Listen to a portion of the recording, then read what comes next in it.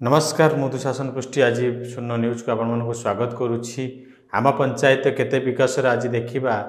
वास्तव में से भुवन एनएसी कथा कारण आम सब देखु चर्चा को आनीचु से भुवन में क्यों भली भाव वाद विवाद खबर देखु एवं ये खबर देखला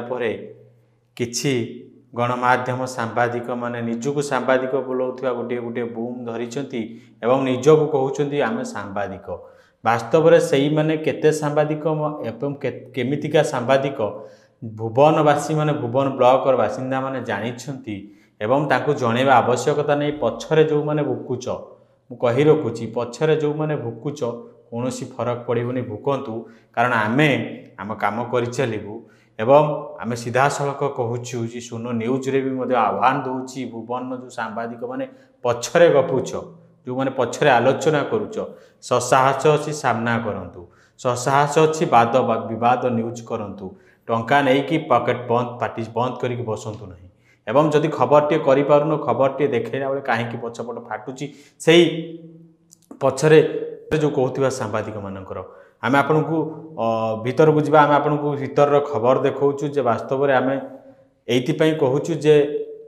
सत खबर देखौछु एवं फाटुची किछि सांबादिक मानकर भुवनर सांबादिक मानकर नु समस्त सांबादिक मान कारण गणतंत्र चतुर्थ स्तंभ कोठी ना कोठी अछि बेली आज ए नेता भय करूछंती। आम सीधा सड़क आलोचना करिबा जे से भुवनर सफेई उपर को जिबा जे भारत रे 13 नंबर रैंक रे थिला से भुवन एवं ढेंकानाल जिले में 1 नंबर थिला से भुवन एनएसी रे सफेई रे वास्तव में जो सफेई पई पूर्वतन नगरपाल जो शुभेदु कुमार साहू को पदवी बहिष्कृत कर दिया गला जे ये सफेई सठिक भाव में हो नहीं किंतु से सफेई केते दूर सठिक भाव चली आपण मैंने देखी विगत दिन में कारण जिते भारत में 13 नंबर थिला एवं ढेंकानाल जिले में 1 नंबर भाव में भुवन एनएसी थिला से वर्तमान केउं अवस्था को चली जाइछि एवं केउं अवस्था रे देखि पारुते सफेई सफेई जो माने करूचंती कार्यकारी जो माने कार्य करूचंती से माने केउं भली भाव में नाही नथिबा असुविधार सम्मुखीन होउचंती एवं तांकर पारिश्रमिक मूल्य पाई पारुनांती राजरास्ता को आसुचंती याठू बड़ लज्जा कथा कौन जो केंद्र सरकार जो राज्य सरकार कहउचंती आमे सफेई पई लक्ष लक्ष टंका खर्च करूचु कोटी कोटी टंका आमे सफेई रे करूचु एवं भारत तो सफेई रे नंबर 1 रहइबो किंतु वास्तव में एमती कले केउं भली भाव में सफेई हबो एवं केउं भली भाव में जो सफेई कर्मचारी मानकू दरमा न दिया गले तांको परिवार को सी केउं भली भाव में प्रतिपोषण करिवे ए नै भी मध्य बारंबार अभियोग करिसंती एनएसी एक्जिक्यूटिव ऑफिसर को सामने रे एनएसी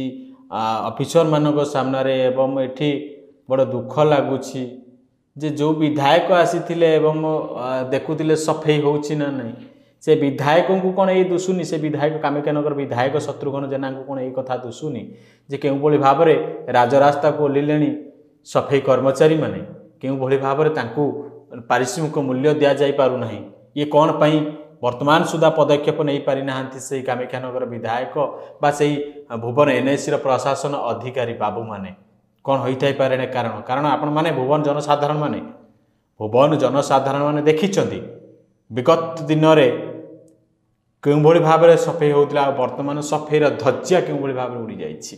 एवं से सफेई पई आम कही रखुचु से सफेई पई ए पूर्वतन नगरपाल शुभेंदु कुमार साहू को मैंने जानी एवं जनसाधारण मैंने भुवन खाली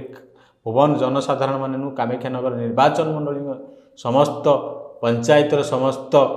ब्लॉकर भोटर माने जानी